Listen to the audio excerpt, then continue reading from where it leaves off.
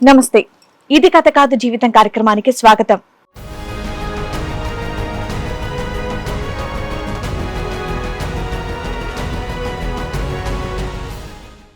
చిన్న వయసులోనే పెద్ద వయసున్న వ్యక్తిని పెళ్లి చేసుకుని 2 పిల్లలకి తల్లినయ్యాను. వ్యసనాలకి అలవాటు పడ్డ నా భర్త తాలినే ఎగతాళి చేశాడు. బ్రతికుండగానే నరకం అంటే ఏంటో చూపిస్తున్నాడు. గాడి తప్పిన నా జీవితాన్ని సక్రమమైన దారిలో నడిపించమని ఇది కథ కాదు జీవితాన్ని ఆశ్రయించానంటోంది రోహిణి. ఒక 5 years నుంచి ఫుల్ డ్రింకర్ గా అయ్యి అసలు ఫ్యామిలీని పట్టించుకోవట్లేదు మేడం. అబ్బాయి మంచి సెటిల్డ్ కంపెనీలో జాబు, నిన్ను చేసుకోవాల్సిన అవసరం ఆయనకేం వచ్చింది?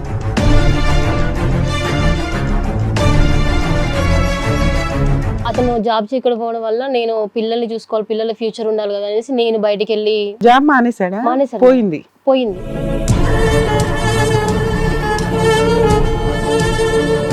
ఒక్కదాన్ని నా అత్తమామలు కూడా వచ్చి చూడలేదు, నా ఆడపడుచులు కానీ ఎవ్వరూ వచ్చి చూడలేదు మేడం. మా పేరెంట్స్ కి అప్పుడు మా నాన్న కిడ్నీ ఆపరేషన్ అయింది.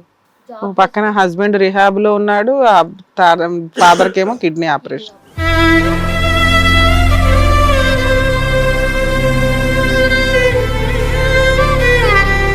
మా మామయ్య మా ఆయన గారు వచ్చేసి తాళం బగల కొట్టేసి సామాన్లన్నీ తీసుకెళ్లిపోయారు నాకు చెప్పకుండా.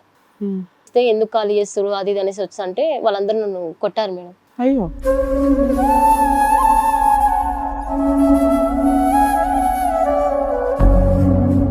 డబ్బులు ఒక్కొక్క రూపాయి నేను కూడేసుకున్నాను మేడం. పాప ఫీజు కట్టకుండా కూడా దాచుకున్నాను. లాస్ట్కి అడిగాను, నీ 3 నెలల సంపాదన నాది, రోజంతా 30 రోజులు అంటే 90 రోజులు నువ్వు కష్టపడి తీసుకెళ్లి వాళ్ళ చేతిలో వేస్తే నీలాంటి అమ్మాయి దగ్గర కూడా వాళ్ళ డబ్బులు కాళ్ళ మీద కూడా పడ్డాను మేడం. డబ్బులు ఇవ్వండి, నాకు వద్దు, ఏది వద్దు, నాకు ఇవ్వండి, ఫీజు కట్టుకుంటాను అనేసి అన్నాను.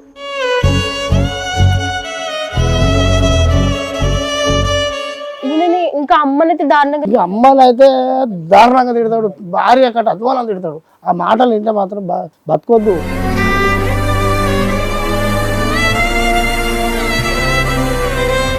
నెలకు ఈ కాలు జారి కింద బాత్రూంలో జారి పడ్డదట. బాత్రూంలో జారి పడ్డా కూడా పట్టించుకుంటలేరట. అప్పటికప్పుడు ఇక తండ్రి నాకు గుద్దిన పోయి తీసుకొని వస్తా, మరి ఏం చేయాలా, బిడ్డ కదా.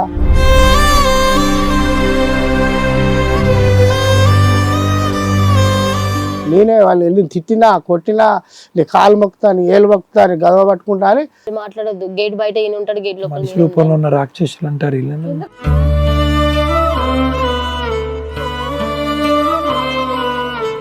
కానీ ఇప్పుడు కనుక మళ్ళీ తోలితే నేను పోయి మళ్ళీ కాలు మొక్కాలి, ఏళ్ళు మొక్కాలి, ఇది చేయాలి, అది చేయాలి, తాగుతూనే ఉంటాడు, కడగాలి, పిండాలి బట్టలు.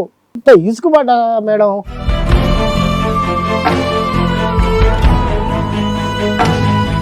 అంటే ఎంత బాధగా ఉంటుంది అంటేనండి ఇలాంటి కథలు వింటూ.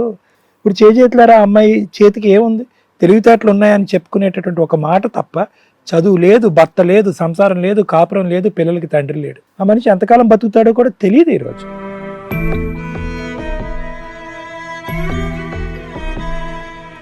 ఒక చెడు అలవాట్లతోటి అతని శరీరాన్ని నాశనం చేసుకోవడంతో పాటు ఒక భార్యని, 2 పిల్లల జీవితాన్ని కూడా నాశనం చేశాడు. మీ నాన్నగారు ఇందాక ఒక డైలాగ్ అన్నారు, మా అమ్మాయి కాదండి కాపురం చేసింది నేను అని. దాని మీనింగ్ ఏంటి? నీ కాపురం నిలబెట్టడానికి 50 సార్లు ఆయన వాళ్ళ కాళ్ళు పట్టుకోవాల్సిన పని వచ్చింది. అలా ప్రతిసారి పట్టుకొని పట్టుకొని పట్టుకొని ఆయన నడుం పడిపోయింది.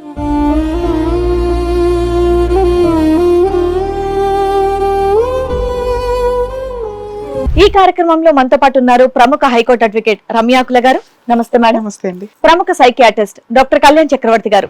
నమస్తే సార్. నమస్తే మేడం. ప్లీజ్ కూర్చోండి. సార్, మేడం రోహిణి గారు ఒక సమస్యతో రావడం జరిగింది. ఆవిడకి వచ్చినటువంటి సమస్య ఏంటో అడిగి తెలుసుకుందాం. రోహిణి గారు రండి.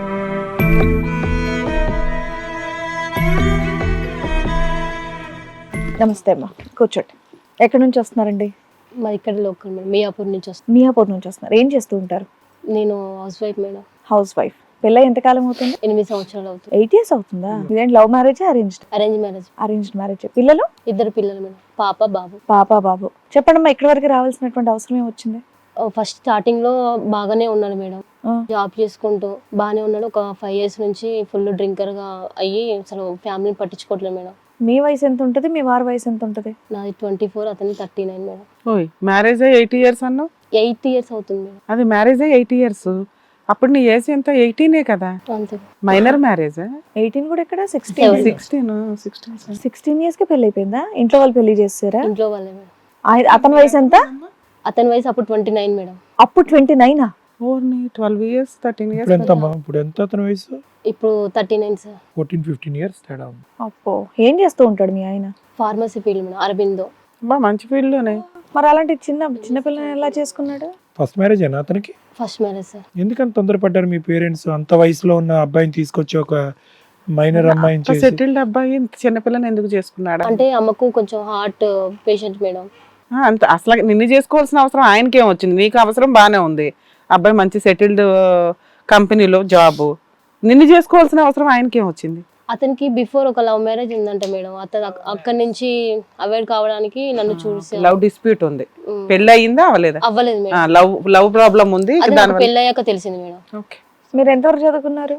నాది ఇంటర్ మేడం. పెళ్ళయ్యాక కూడా చదువుకున్నారా? ఈ లోపే పెళ్లి చేస్తారు కదా. లోపలే చేస్తారు. ఇంట్లో ఎవరెవరు ఉంటారమ్మా? మీరు, మీ అత్త మామ, లేకపోతే అత్త మామ, మా ఆయన, పిల్లలు. 8 years నుంచి అందరూ కలిసే ఉంటున్నారు? 5 years ఉన్నాం మేడం. తర్వాత సపరేట్. తర్వాత ఇలానే తాగుతుంటే మీతో నాకు సంబంధం లేదు, బయటికి వెళ్ళిపోండి వాళ్ళ పేరెంట్స్ కూడా వెక్స్ అయిపోయారు ఈయన తాగుడికి. బయటికి వెళ్ళిపోండి అనేసి అన్నారు. అంటే ఇంట్లో ఉంటే మా దగ్గర నుంచి వస్తుంది, పేరెంట్స్ అంటున్నారు అనేసి బయటికి పంపించేశారు మేడం. బయటికి వెళ్ళా కూడా ఇంకా అలానే కంటిన్యూ అయింది మేడం. ఇంకా అతను జాబ్ పేరెంట్స్ ఏ ఉండి మార్చలేకపోయారు, బయట ఇంకా వెచ్చలవిడితనం అవుతుంది కదా, నిన్న అసలు లెక్క చేయడుగా. అతను జాబ్ చేయకపోవడం వల్ల నేను పిల్లల్ని చూసుకోవాలి, పిల్లల ఫ్యూచర్ ఉండాలి కదా అనేసి నేను బయటికి వెళ్ళి జాబ్ మానేసాడా? మానేశారు. పోయింది. ఇట్లా డ్రింక్ చేస్తుంటే తీసేశారు మేడం. ఎన్ని ఇయర్స్ అయింది జాబ్ పోయి? 5 years మేడం. అప్పటి నుంచి ఇంటి సంపాదన అంతా ఎట్లా, పోషణ? నువ్వు ఎంత శాలరీ వస్తుంది నీకు? 10,000. ఓయ్, అరవిందో కంపెనీ శాలరీకి నీ 10,000కి ఆయన క్రెడిట్ కార్డ్స్ అనేసి యూజ్ చేస్తా ఉంటాడు మేడం. అదే మొత్తం ఇక క్రెడిట్ కార్డులు ఇవన్నీ వాడేశారు. మొత్తం 10,000తోనే నలుగురునమ్మా? వీళ్ళిద్దరు పిల్లలు. అవును సార్. నలుగురు, మీ ఇద్దరు పిల్లలు, మీరిద్దరు. మీరిద్దరు. మళ్ళీ ఎందుకు అతను జాబ్ ట్రై చేయలేదు 5 years? అతనికి ఇంట్రెస్ట్ లేదనేసి అన్నారు సార్. ఇంట్రెస్టా? లేదంటే తాగి పడుకోవటం ఆ రోజంతా? తాగి పడుకోవడం వల్ల నాకు ఇంట్రెస్ట్ లేదు, నాకు బిజినెస్ పెడతాను, నాకు చేయడం ఇష్టం లేదనేసి మానేశాడు. ఒకళ్ళ దగ్గర చేయడం ఇష్టం నీ 10,000 అతను తాగుడికే అయిపోతాయిగా, లేదంటే అతనికి వేరే సంపాదన ఏమైనా ఉందా? లేదు సార్, ఇంకా వేరే సంపాదన ఏం లేదు. క్రెడిట్ కార్డ్ ఏమన్నా ఇంట్లోకి ఏమన్నా కావాలన్నా కానీ నా 10,000 సరిపోకుంటే క్రెడిట్ కార్డు. ఏం చదివాడమ్మా అతను? MSc sir. ఎంఎస్సి ఫార్మసీయా ఏంటి? MSc organic chemistry. అయ్యో, నీ పెళ్ళైనప్పటి నుంచే ఉందేమోనమ్మా తాగుడు అలవాటు? కాదా? పెళ్ళైనప్పటి నుంచే ఉంది సార్. ఆ అమ్మాయి వెళ్ళిపోయిన తర్వాత, లవ్ బ్రేకప్ తర్వాత మొదలై ఉంటది. తెలీదు సార్, నాకైతే పెళ్ళైనాకనే ఉంది అనేసి నా మీద ఇప్పుడు పెడుతున్నారు. స్టార్టింగ్ అంతా బానే ఉన్నాడు ఆయన? స్టార్టింగ్ లో అంటే ఇంకా బాగున్నాడంటే బూతులు. ఒక 5 years నుంచి ఇలా ఉందన్నారు కదా. 5 years నుంచి ఇలా ఉంది ఇప్పుడు మేడం. పరిస్థితి మీద అప్పుడు బెటర్, అంతేగాని అంటే తాగడం లేదు మేడం, జస్ట్ నార్మల్ గా తాగేది కానీ ఇంత లేదు. ఇంక ఎప్పుడైతే మీ హస్బెండ్ కూడా వచ్చారా ఇక్కడ? మీ హస్బెండ్ కూడా వచ్చారా? నేను హస్బెండ్ ఎవరు వచ్చారు? మా పేరెంట్స్ మేడం. ఇప్పుడు మీ హస్బెండ్ కి దూరంగా ఉంటున్నావు నువ్వు? ఎంతకాలం నుంచి? 6 months అవుతుంది. 6 months. 6 months బ్యాక్ ఏం జరిగింది? అంటే ఇతను ఇలానే తాగుతుంటే రిహాబిలిటేషన్ సెంటర్ తీసుకెళ్లారు మేడం. అక్కడ దాకా వెళ్ళాల్సిన పరిస్థితి అయితే వచ్చేసింది ఇంట్లోకి. ఫస్ట్ టైం వెళ్ళాను మేడం. ఫస్ట్ టైం తీసుకెళ్లారు. 3 months అయినాక మళ్ళీ వచ్చాక ఒక 3 to 4 months బాగానే ఉన్నాడు. మళ్ళీ ఒక 3 to 4 months తర్వాత మళ్ళీ స్టార్ట్ చేశారు మేడం. మళ్ళీ స్టార్ట్ చేశాక మళ్ళీ ఒక 1 year ఇలానే వాళ్ళ అక్కడ ఏమైనా ఖర్చు అయిందా మీకు? 50,000 అనేసి అన్నారు. 3 నెలలు ఉన్నాడా? 3 నెలలకి. మీ అత్త మామ సపోర్ట్ చేశారా? ఫైనాన్షియల్ సపోర్ట్ మరి ఎక్కడి వాళ్ళ నుంచి వచ్చింది? సిస్టర్ పెట్టుకుంది మేడం. ఓకే. ఎందుకంటే మీకే మీకు వచ్చే 10,000 మీ ఇంటికే సరిపోతుంది. సో అయినా గానీ నువ్వు ఆయన మార్చుకోవడానికి ఇంకా ట్రై చేసావు. చేస్తూనే ఉన్నాయి. ఇంకా ఓపిక నశించిపోయింది. అయితే ఫస్ట్ టైం వెళ్ళాను మేడం. నార్మల్ గా వచ్చాడు. అప్పుడే రిహాబిలిటేషన్ సెంటర్ నుంచి వచ్చాక బయటికి పంపించేశారు మమ్మల్ని. మీ బతుకు మీరు బతకండి, మా ఇంట్లో ఉంటే మా వల్ల అవ్వట్లేదు, మేము ఇప్పటి వరకే ఉన్నాం కదా, మేము ముసలోళ్ళము అనేసి మాట్లాడారు. బయటకు వచ్చాక కూడా తాగుడు అలానే కంటిన్యూ అవుతూ ఒక 1 year చూసారు మేడం. మళ్ళీ 1 year కి మళ్ళీ పంపించారు సెంటర్ కి. మళ్ళీ ఒక 1 month ఉంచారు మేడం. ఆ 1 month లో పిల్లల్ని పట్టుకొని నేను ఒక్కదాన్నే ఉండిపోయాను మేడం. అపార్ట్మెంట్ తీసుకున్నారు లోన్ మీద. పిల్లల్ని పట్టుకొని నేను ఒక్కదాన్నే ఉండిపోయాను. కొత్త అపార్ట్మెంట్ ఒకటి కొన్నారు. ఎవరి పేరు మీద ఉంది అది? రిజిస్ట్రేషన్ అవ్వలేదు మేడం. ఒక్కదాన్నే, నా అత్తమామలు కూడా వచ్చి చూడలేదు, నా ఆడపడుచులు కానీ ఎవ్వరూ వచ్చి చూడలేదు మేడం. మా పేరెంట్స్ కి అప్పుడు మా నాన్న కిడ్నీ ఆపరేషన్ అయింది. పక్కన హస్బెండ్ రిహాబ్ లో ఉన్నాడు, ఫాదర్ కేమో కిడ్నీ ఆపరేషన్. ఒక్కదాన్ని డ్యూటీ అదే అపార్ట్మెంట్ లో షాపింగ్ మాల్ లో డ్యూటీ చూసేసుకొని పిల్లల్ని స్కూల్ పంపించుకొని చేసుకున్నాను మేడం 1 month. పాపకు 40,000 కట్టాలి మేడం ఫీజు, బాబుకి 45,000. ఇద్దరు కట్టే సిచ్యువేషన్ నాకు లేదు అనేసి నేను గవర్నమెంట్ స్కూల్లో పాపని జాయిన్ చేయించాను. ఇంత బాధలు, సాధక బాధకాల్లో ఫ్లాట్ ఎలా కొన్నారమ్మా? ఎవరి పేరుని కొన్నారు? ఎవరు లోన్ ఎవరు ఇచ్చారు? వాళ్ళ బావ పొలిటికల్ సార్, వాళ్ళ బావ అక్కలు బాగా సపోర్ట్ చేస్తారు సార్ అతనికి. ఓకే. ఎందుకు ఇంకా ఇప్పటికీ రిజిస్టర్ అవ్వలేదు ఎవరి పేరున? తెలియదు సార్, ఇంకా అసలు అవి ఏం చెప్పడు సార్ నాకు ఇంట్లో. ఇవి సార్ నీకైతే రెంట్ కలిసి వచ్చేది, రెంట్ కింద ఆల్రెడీ దగ్గరలోనే జాబ్ కాబట్టి ఉన్నంతలో కవర్ అయిపోయింది. ఓకే. కింద చేసుకుంటూ పిల్లల్ని తీసుకొచ్చుకుంటూ అలా చేశాను మేడం. అయితే పాప ఫీజు కట్టలేదు అనేసి నేను గవర్నమెంట్ స్కూల్లో జాయిన్ చేయించాను మేడం. ఓకే. నాకు చెప్పకుండా ఇది ఇంకా పిల్లలు ఇది చేస్తుంది, నాకు పెత్తనాలు బాగా చేస్తుంది అనేసి మా ఆడపడుచులు, మా అత్త, మా అమ్మ నాకు చెప్పకుండా మా ఆయన తీసుకొచ్చారు సెంటర్ నుండి. తీసుకొచ్చినాక నైట్ నేను సడన్ గా తమ్ముడిని తీసుకొచ్చాను అనేసి మాట్లాడారు. ఇంత సడన్ గా ఏంటి, మరి ఒక మాట చెప్పాలి కదా, తీసుకెళ్లేటప్పుడు చెప్పారు, మరి నాకు తీసుకొచ్చేటప్పుడు చెప్పాలి కదా, నాకు చెప్పకుండా ఎందుకు అంటే అమ్మకు బాగాలేదు కదా అందుకే తీసుకొచ్చాము అనేసి వాళ్ళ అక్కలు అన్నారు మేడం. అయిపోయాక ఒక 5 days ఉన్నాను మేడం. మళ్ళీ 5 days తర్వాత మళ్ళీ కంటిన్యూ చేస్తాను. అతనికి మానాలనే ఉద్దేశం లేకపోతే మీరు 5 సంవత్సరాల పాటు రిహాబిలిటేషన్ లో పెట్టినా కూడా వేస్ట్. ఖర్చు ఎక్కువైపోతుంది. మీ ఆడబడిచి పెట్టుకుంటుంది, ఇంకా పెట్టుకోలేనని చెప్పుంటారు సెంటర్ వాళ్ళతో, తీసుకెళ్ళండి అమ్మా అని పంపించుంటారు. జీవితాలు ఆగమవుతున్నాయి అనేసి తీసుకొచ్చారంట మేడం. ఇతను కంటిన్యూ చేస్తుంటే మళ్ళీ నేను సెంటర్ కి ఫోన్ చేసి ఎందుకు సార్ పంపించారు, ఇట్లా నేనన్నా కట్టుకుందాను కదా సార్, వాళ్ళు కట్టనంటే నెలకు 10,000 ఎంతైనా కట్టుకుందాను కదా, నాకు అతను మారడం ఇంపార్టెంట్, పిల్లల ఫ్యూచర్ ఇంపార్టెంట్ కదా అనేసి నేను మాట్లాడాను. లేదమ్మా నాకు ఫ్యూచర్ జీవితాలు ఆగమవుతున్నాయి అనేసి తీసుకెళ్లిపోయారు. నాకు అసలు చెప్పని కూడా చెప్పలేదు. ఓకే. ఇక్కడ నువ్వు బోర్డు పెత్తనం చేస్తున్నావని వాళ్ళ ఫీలింగ్, నీకు బాగా స్వేచ్ఛ వచ్చేసింది అతను లేకపోవడం వల్ల అతను అంటే నాది నేను చేసుకుంటున్నాను మేడం. అదే వాళ్ళ దృష్టిలో నీకు స్వేచ్ఛ వచ్చేసింది అని వాళ్ళ కుళ్ళు అనమాట. ఓకే. ఇలా జీవితాలు ఆగమవుతున్నాయని కనీసం ఒక మెసేజ్ చేసి తీసుకెళ్లిపోయారమ్మా. మరి అదేంటో నాకు కూడా అర్థమవుతలేదు. ఇప్పుడు 4 months ఉండాలి లెక్కకైతే, 1 month నుంచి తీసుకెళ్ళి అతను మారడు, అతను మెంటల్ సైకో, డిఫరెంట్ సైకో అతను అనేసి ఇంకా మాట్లాడాను మేడం. అయిపోయాక ఆ 5 days తర్వాత తాగాడు మేడం. తాగుతుంటే ఇంక వదిలేసాను మేడం, నా వల్ల అవ్వలేదు. ఇంకా పిల్లల్ని చూసుకోవడం, డ్యూటీ చూసుకోవడం, అతను వెళ్తుంటే ఆయన వెనక రోడ్డు మీద వెళ్ళడం నాకు అవ్వలేదు మేడం. ఇంకా నాకు టార్చర్, అవమానంగా కూడా ఉంటది కదా జనాల్లో. అయిపోయాక వదిలేసాను మేడం. వదిలేసాక వాళ్ళ అమ్మ వాళ్ళ ఇంటికి వెళ్ళిపోయాడు మేడం. అక్కడ దగ్గర పట్ల నిజాం, అక్కడ దగ్గరికి వెళ్ళిపోయాక మళ్ళీ రాఖీ పండుగ తెల్లారి పిల్లల్ని అమ్మ వాళ్ళ ఇంటికి పంపించాను మేడం. బాబుకి ఫీవర్ వచ్చిందంటే మీరు అదే ఇంట్లో ఉంటున్నారా, వాళ్ళ అక్క ఇప్పించిన ఇంట్లోనే ఉంటున్నారా? అదే ఇంట్లో మేడం. నేను కనీసం అమ్మ వాళ్ళ ఇంటికి కూడా వెళ్ళాను మేడం. ఇప్పుడు కూడా అక్కడే ఉన్నారు? ఇప్పుడు లేను మేడం. ఓకే. 6 months బ్యాక్ వెళ్ళిపోయాను అన్నారు కదా. రాఖీ పండుగ తెల్లారి వచ్చేసి వాళ్ళ 3 బావలు, మా మామయ్య, మా ఆయన గారు వచ్చేసి తాళం బగల కొట్టేసి సామాన్లన్నీ తీసుకెళ్లిపోయారు నాకు చెప్పకుండా. నేను అప్పుడు డ్యూటీలో ఉన్నా మేడం. ఎదురుగా మేము ఫోన్ చేసి పిల్లల్ని కూడా తీసుకెళ్లిపోయారు. పిల్లలు నా దగ్గరే ఉన్నారు మేడం. బాబుకు ఫీవర్ వచ్చిందనేసి అమ్మ వాళ్ళ ఇంటికి పంపించాను. నాకు డ్యూటీ ఉంది కదా, మళ్ళీ డుమ్మలు కొడితే నాకు శాలరీ ఎంత రాదనేసి నేను అమ్మ వాళ్ళ ఇంటికి పంపించాను. డ్యూటీ దగ్గర లేదు సార్, ఇద్దరు అమ్మ దగ్గరే ఉన్నారు సార్. రాఖీ పండుగ తెల్లారు వచ్చేసి నాకు చెప్పకుండా ఇలా రూమ్ కాల్ చేస్తుంటే ఎదురుగా ఆమె ఫోన్ చేసింది మేడం. చేస్తే ఎందుకు కాల్ చేస్తారు అది ఇది అనేసి వచ్చి అంటే వాళ్ళందరూ నన్ను కొట్టారు మేడం. అయ్యో. కొట్టి బయటకు పంపిస్తారు, నీకు అధికారం లేదు, నీకు అవసరం లేదు అనేసి వాళ్ళ రెండో బావ, వాళ్ళ పెద్ద బావ అందరికీ మీదికి వచ్చేసి ఇంకా ఇలా మాట్లాడాను మేడం. అక్కడ అందరూ మాట్లాడారు కానీ మా ఆయన మాత్రం ఏం మాట్లాడలేదు మేడం. నేను అన్నాను, నేను మా ఆయనతో మాట్లాడాలని వచ్చిన, మీరెవరు, మీరు ఎందుకు మాట్లాడుతున్నారు, నాకు అందరితో ఇంపార్టెంట్, మా పిల్లల ఫ్యూచర్ ఏంటి, సరే నా ఫ్యూచర్ అయిపోయింది, ఆయన ఫ్యూచర్ అయిపోయింది, పిల్లల ఫ్యూచర్ ఏంటి అంటే నేను ఇది అమ్మాలనుకుంటున్నా, నేను లోన్ మీద తీసుకున్నాను కదా, నాకు అప్పులు అయినాయి, నేను అమ్మాలనుకుంటున్నా, నేను అమ్ముతాను అంటే పిల్లల ఫ్యూచర్ ఏంటి అనేసి నేను అడిగాను మేడం. అడిగితే వాళ్ళ పెద్ద బావ అన్నాడు, నేను అమ్మనివ్వను, అది నేను డబ్బులు ఇచ్చాను, నేను అమ్మనివ్వను అనేసి నాకు హామీ ఇచ్చి వెళ్ళిపో, మీ అమ్మ వాళ్ళ ఇంటికి వెళ్ళిపో అనేసి అన్నాడు. ఒక 2 వారాలైనా కవర్ అయ్యాక రండి అన్నాడు. అమ్మ వాళ్ళ ఇంటికి వెళ్ళిపోయాక ఇంకా మళ్ళీ తాగడం స్టార్ట్ అయిపోయింది మేడం. నేను అక్కడ ఒక మహిళా సంఘంలో కొన్ని డబ్బులు ఇచ్చి పెట్టాను మేడం. పెడితే వాళ్ళు ఎంత ఫోన్ చేసినా ఇతను రాడు మేడం, డేట్లు మారుస్తూ ఉంటాడు. మహిళా సంఘాలు అంటే ఫ్రీ సర్వీస్ చేస్తారు కదా? లేదు మేడం, డబ్బులు తీసుకుంటారా? సూపర్. ఎంత ఇచ్చారు? ఫస్ట్ 30 లక్ష రూపాయలు అన్నారు మేడం. ఓహో, నిజమే చెప్తున్నావా? నిజం మేడం. ఒక్కొక్కరు తోలు తీసేస్తాను నేను, చాలా కోపం నాకు ఇట్లాంటివి. 1 లక్ష రూపాయలు అన్నారు మేడం. ఫస్ట్ 2 లక్షలు అన్నారు. మా దగ్గర అంత లేదు, ఇప్పుడే కిడ్నీ ఆపరేషన్ అయ్యింది, నేను ఇంకా జాబ్ కూడా లేదు. ఎందుకు 2 lakhs 1 లక్ష ఎందుకు చెయ్యాలంటే 2 లక్షలు అన్నారు. ఏం చేస్తారు వాళ్ళు? భజన? నేనేమన్నానంటే నాకు ఇది కావాలంటే ఒక ఇల్లు ఉంది, ఆ ఆస్తి మొత్తము పిల్లల పేరు మీద రాపిచ్చేయండి, నాకు అవన్నీ వాళ్ళు చేయించేస్తామన్నారా? అన్నారు మేడం. ఇంకా జడ్జిలు వేస్ట్, కోర్టులు వేస్ట్, లాయర్లు వేస్ట్. ఇదేదో బంపర్ ఆఫర్ బాగుందిగా. 30,000 ఇచ్చాను సార్. ఇచ్చావు 30 అన్నా ఎక్కువ. నేను దాచిపెట్టుకున్నాను. అయ్యో రామా, పాపం ఒక ఏదో చెట్టుకులో పని అయిపోద్ది అనుకున్నా. రిహాబిలిటేషన్ పని చేసి ఉండేది మీ ఆయనకి. 30,000 ఇచ్చాను మేడం. ఎంత తోపులం ఇక్కడ మేముండే, కొన్ని కేసులు సాల్వ్ చేయలేం, అమ్మ కోర్టులో చూసుకోండి వెళ్ళి అంటాం. అలాంటిది మహిళా సంఘాలు 4 కూర్చొని నమ్మి ఇచ్చేసాం సార్. నమ్మడం కాదులే, నువ్వేమనుకున్నావు అంటే వీళ్ళంతా వెళ్ళిపోయి నిరాహార దీక్ష చేసి వాళ్ళందరినీ తోలు తీసేసి ఆస్తులు రాయించి సెటిల్మెంట్ చేసేస్తారు అనుకున్నావు, అంతేనా? సరే ఏం పొడిచారు వాళ్ళు ఫైనల్ గా? ఏం చేయలేదు సార్. వీళ్ళు ఫోన్ చేసినా అతను లిఫ్ట్ చేయడు, రాడు, 20 days టైం పెడతాడు. మహిళా సంఘాలకు రావాల్సిన అవసరం ఏముందమ్మా? రాకపోతే ఏం చేస్తారంట? వాళ్ళు ఏమైనా అన్నారా మీతో? ఒకవేళ మేము మా హస్బెండ్ రాకపోతే ఏంటి మేడం అంటే మేము ఇది చేస్తాం అది చేస్తాం ఏదో చెప్పాలి కదా. అన్నారు మేడం. ఏది చేస్తాం అన్నారు? ఇంటికి ధర్నాకి అన్నారా?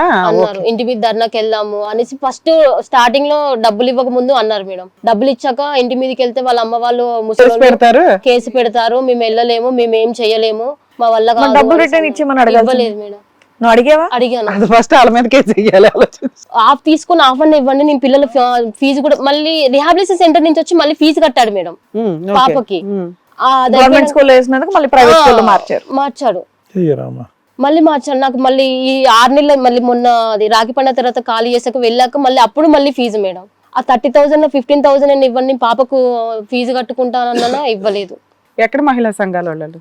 చెప్పమ్మా, ఏం పర్లా, నీ మీద ఏగ కూడా వాళ్ళదు. ఇప్పుడు నేనేం చెయ్యలేను, నువ్వేం వద్దని నాకు నేనేం చేయలేము. లేకపోతే నాకు ఎట్లాంటి చాలా కోపం. ఎందుకంటే నీకే అన్యాయం జరిగిందంటే ఇంకా బయట ఎంతమందికి జరిగి ఉండొచ్చు. నమ్మిస్తున్నారు మేడం. అంతే అంతే, వాళ్ళకి తెలియదు.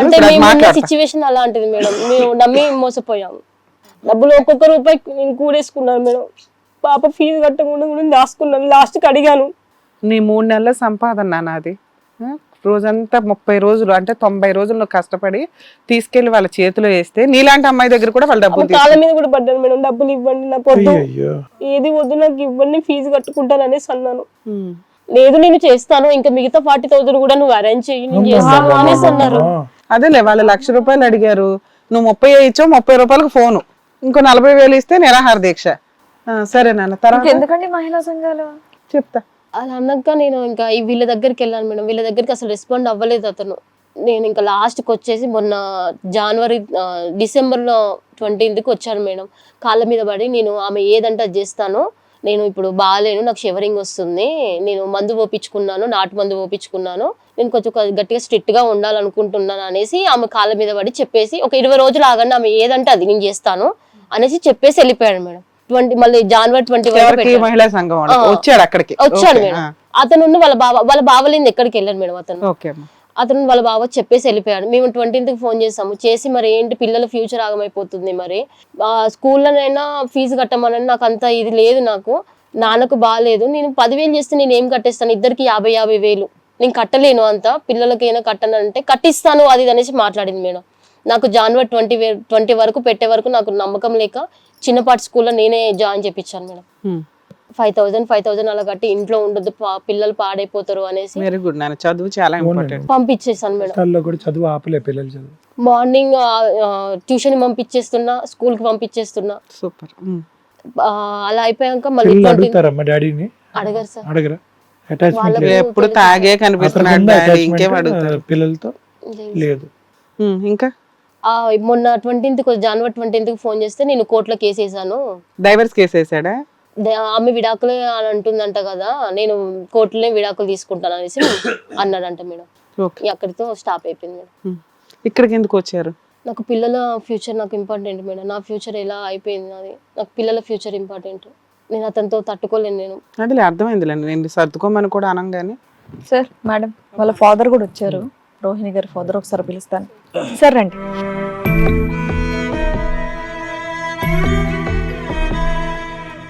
సార్ అంత చిన్న పిల్లకి ఎందుకు మ్యారేజ్ చేశారు మీరు? 16 ఏళ్ళు 15 ఏళ్ళు తేలా ఉన్న అబ్బాయిని. అప్పుడు వీళ్ళ అమ్మ కొంచెం ఆరోగ్యం బాగాలేదు. ఎలా వచ్చింది సంబంధం? సంబంధం వేరేటైనా మా అత్తగారు ఊరైనా వాళ్ళ అత్తగారు అన్నట్టు, అయితే ఆయన తీసుకొచ్చిండు. ఓకే, ఇప్పుడు అతను అప్పట్లో అరవిందో దాంట్లో అంటే మంచి జాబ్, మంచి సెటిల్డ్. అప్పట్లో జాబ్ ఎంత శాలరీ అని చెప్పారు మీకు అప్పట్లో? అప్పుడే 45,000. ఎందుకంటే ఒక 8 9 ఏళ్ల క్రితం అంటే ఇప్పుడు అబ్బాయి కరెక్ట్ గా జాబ్ చేస్తే 4 to 5 lakhs శాలరీ వచ్చే జాబ్, అది ఈజీగా ఉంటదమ్మా. మీరు ఆ కంపెనీ చెప్పినప్పుడు నేను బిడ్డ సుఖపడుతుంది, మీ అసంటోళ్ళు చుట్టాలు పక్కలు పేద మనుషులంతా సూపర్ ఫ్యూచర్ బాగుంటది అని చెప్పారు. సరే పోతామేయాలనుకోని అప్పుడు ఓకే అదేలేండి. అప్పుడు మీరు అతని వయసు చూడలేదు, మీ అమ్మాయి వయసు కనిపించలేదు. 15 సంవత్సరాలు పెద్దోడు కదండి మీ అమ్మాయి కంటే. మరి ఇక పెద్దోడు అంటే ఇక అనుకున్నారు కదా ఏం కాదు పరిస్థితి ఆ పెద్ద ఉద్యోగమే కనిపించింది మీకు. అంటే వీళ్ళు చాలా కష్టపడ్డారు మేడం. అమ్మ నాన్న బయటకు వచ్చి కష్టపడ్డారు, నా బిడ్డ కష్టపడద్దు, ఇంట్లో నుంచి బయటికి వెళ్ళొద్దు అనేసి అసలు రెగ్యులర్ గా కష్టపడే దానికంటే ఎక్కువ కష్టపడుతున్నావు, అది తెలుస్తుందా? కష్టపడుతున్నారు. అవును నాన్న, బాగా అసలు నిన్ను అసలు ఏమంటాను. మీ అల్లుడి కంటే మీ కూతురు చాలా తెలివైంది తెలుసా? చదివించుంటే చెప్తున్నా, చదివించుంటే ఈ రోజు ఆ అమ్మాయికి చదువు మీద ఎంత పిచ్చి అంటే అతను ఇంత ఇబ్బంది పెట్టి ఈ స్థాయి వరకు దిగజార్చినా కూడా పిల్లలు చదువు ఆపట్లే, అప్పో సప్పో చేసి పిల్లల్ని చదివిస్తుంది అమ్మాయి. చదువుతుంది ఇప్పుడు కూడా అట్లే చదివిస్తుంది. ఎంతమంది పిల్లలు సార్ మీకు? ఒక బిడ్డ కొడుకు. కొడుకు బాగానే ఉందా లైఫ్? కొడుకు బాగానే ఉంది. పెళ్లి చేశారా అతనికి? ఆయనకు ఒక బిడ్డ. అతన్ని చదివించారు బానే. సేమ్ జాబ్ సార్, ఇప్పుడు మా వారి జాబ్ అరబిందలో చేస్తాడా? ఇప్పుడు మీ బ్రదర్ కి ఎంత శాలరీ ఉంటది? 55 అట్లా 55. ఓకే. కాదు సార్, ఇప్పుడు వీళ్ళ కాపురం ఎప్పటి వరకు బాగుంది, ఎప్పటి నుంచి బాగాలేదు, మా అమ్మాయి కష్టపడుతుందని మీకు అనిపించింది? కష్టపడుతుంది అంటే చిన్న చిన్న పంచాయతీలు అయితేనే ఉన్నాయి, అవి మామూలుగా వదిలేస్తాను. మమ్మల్ని కూడా వాళ్ళు రావద్దు, తల్లిదండ్రులు ఇక్కడ రావద్దు, నా ఇంటికి రావద్దు అన్నా కూడా 2-3 సంవత్సరాలు పోకుంటున్నాం. పోకుంటూ ఉండి కూడా నేను అన్నా కదా, మేము చెప్పినాం కదా, ఒక బిడ్డ అయితే చాలు, ఈయన పొజిషన్ మంచి లేదు, ఇక కాల్పు మాత్రం బంద్ పెట్టి అని చెప్పిన. ఫస్ట్ పిల్ల పుట్టినప్పుడే కొంచెం జాగ్రత్తలు చెప్పాడు. స్టార్టింగ్ నుంచి ఉంది మేడం. చెప్పిన అట్లనే జరుగుతున్నాయి పంచాయతీలు. మేము పోకపోవుడు, మమ్మల్ని రానిత్తలేడు, వాళ్ళు వస్తే బతకరు, వస్తే బతకడు. బూతులు మేడం. ఇంకా మా భార్య రికార్డింగ్ ఆయన బూతులు అనుకుంటలే. చక్కగా ఇష్టపడి పెళ్లి చేసుకున్నాక ఎందుకు ఇవన్నీ? ఎంఎస్సి చదువుకున్నాడు. ఎంఎస్సి చదివినంటాడు. మళ్ళీ 45,000 జాబ్ అప్పట్లో ఉన్నదని ఇచ్చినాం. ఇచ్చినాక అదే టార్చర్ పెడతాడు. అది ఏమనేవాడు ఈ అమ్మాయి గురించి? అతనికి కలిగిన ఇబ్బంది ఏంటి? ఏం లేదు, అమ్మ నాన్న మన ఇంటికి రావద్దు. ఎవరు? మీ ఇద్దరు రాకూడదు, ఏదో ఒకటి ఉండాలి. వాళ్ళ బావలు ఉన్నారు, వాళ్ళ బావల మాట గిరి దాటడు అంతే. ఇక బావలు కావాలి, అక్కలు కావాలి, తల్లి కావాలి, తండ్రి కావాలి, ఎవ్వరు కాదంటలే ఉన్నావు. అక్కల చూసుకో, బావల చూసుకో, తల్లిదండ్రులు చూసుకో, నీ భార్య చూసుకో, భార్య పిల్లలు చూసుకో. ఇప్పుడు మీ బావలు మీ సంసారం చేసుకుంటలేదా? వాళ్ళు భార్య పిల్లలతో సంసారం చేసుకుంటారు కదా, నువ్వు కూడా చేసుకో. నేను ఎవరు పోవద్దంటారు, ఎవరు రావద్దంటారు? ఆ బిడ్డ తల్లిదండ్రులు ఆవకాడికి వస్తారు, చూసుకుంటారు, పోతారు. నేను పెట్టవాలంటారా, పోయేవాళ్ళంటారా అని కూడా ఇట్లా కూడా చెప్పిన. నేను కూడా ఇట్లా తాగుతా అంటే దైవ భూతం పట్టిందని వరంగల్ తీసుకుపోయి 50,000 ఖర్చు పెట్టుకొని బాగా చేయించుకొచ్చిన. చెప్తాడు నాకు మోసం అని, నా భార్య భర్త విడదీస్తాడని చెప్తాడు. మహిళా సంఘంలో కూడా పెట్టిన సారు. ఎవరు? నేను. ఈ లకారంతో తిట్టింది ఎవరు? మిమ్మల్ని? నన్ను. ఈయనని ఇంకా అమ్మనైతే దారుణంగా, అమ్మని అయితే దారుణంగా తిడతాడు, భార్య కట్ట అధ్వానం తిడతాడు.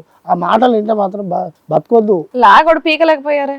ఇక లాగి పీకితే అక్కడ ఉన్నది కాపురం పోతుంది కదా, కాపురం చెడు అయిపోతుంది. మా అబ్బాయి కూడా ఎన్నడూ పోడు, వాళ్ళ ఇంట్లో అడుగు పెట్టాడు. అసలు ఎవరికి ఎంట్రీ లేదు మేడం. నాకు పెళ్ళైనప్పటి నుంచి మా చుట్టాల తరపుల నుంచి కూడా ఒక పెళ్లికి, ఫంక్షన్ కి నాడు మా ఇంటికి రాలేదు మేడం.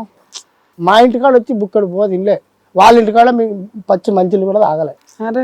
ఆయన కూడా అట్లనే పిల్లగా ఒక్క పాప కాగానే వద్దమ్మా ఆపి జాగ్రత్త పడాలని చెప్పినాం. నేను చెప్పలే, నేను నా భార్య చెప్తే నా భార్య ఆమె చెప్పింది. మాకు తెలియకుండా కొడుకు కడుపులో పడ్డాడు. కడుపులో పడ్డాక 7 నెలలకు ఈ కాలు జారి కింద బాత్రూంలో జారి పడ్డదట. బాత్రూంలో జారి పడ్డా కూడా పట్టించుకుంటలేరట. అసలు పట్టించుకోకపోతే ఇంటి పక్క ఫోన్ చేసింది మాకు. ఫోన్ చేస్తే అప్పటికప్పుడు ఇక తండ్రినా గుద్దినా పోయి తీసుకొని వస్తా, మరి ఏం చేయాలా, బిడ్డ కదా, వాళ్ళతో కడిపేసుకొని ఎట్లా కిందనే పండ పెడతారట. 2 రోజులకు ఒక గుడ్డు మేడం. 2 రోజులకు ఒక గుడ్డు, అది 7 నెలల నుంచి కిందనే పండ పెడతారట. పండ పెడతా అంటే అది ప్రెగ్నెంట్ మనిషి కింద పండుకుంటే ఎట్లుంటుంది.